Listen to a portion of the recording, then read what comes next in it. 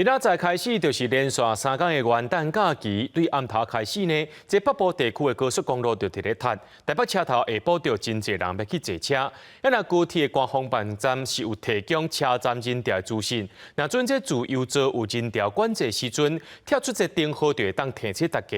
那准是跳黄灯的，就是排队爱排超过30分钟；红灯呢，就是超过1点钟。建议民众出发进前会当先做参考。伫台北车头的月台，旅客等咧排队。我下晡3点，高铁落站的列车，自由座差不多每一班拢坐满。连续假期的期间，高铁为着避免自由座的车厢人伤济，启动站区人流的管制。官方网站同步做灯号提醒，那黄灯大概等半点钟以上，红灯大概超过1点钟。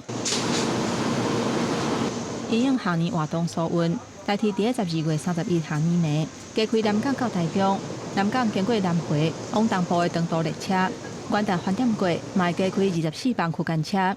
因为下年了后就改制，正做代替公司，嘛伫31进前卖古早型的车票，互旅客做纪念。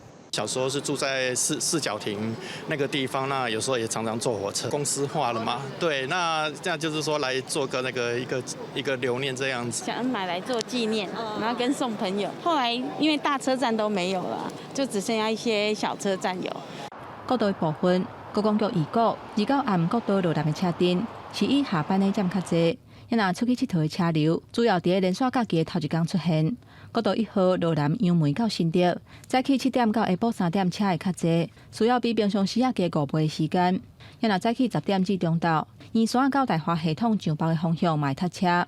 国道3号罗南嘛伫早起7点出现车阵，土城到关西、快关到雾峰拢是会塞车的路段。国道5号路南，安顺位早起5点，会塞到下晡4点。元旦连假首日就会是我们南向的最大量，大概预估会是平日的1.5倍左右。这边提醒大家，在西部国道的部分，建议在早上6点以前或中午12点以后出发；而国五部分建议在早上5点以前或是晚上5点以后再出发。公路局嘛提醒民众，连续假期的头一天，苏花路龙路南规港的交通量会甲13000台车，透早4点就会有头一波的车流。会持续到下晡2点以后才会消透。为着鼓励民众坐大众运输工具，尖峰的时段大客车优先通行，请民众都要配合疏运的措施。记者综合报道。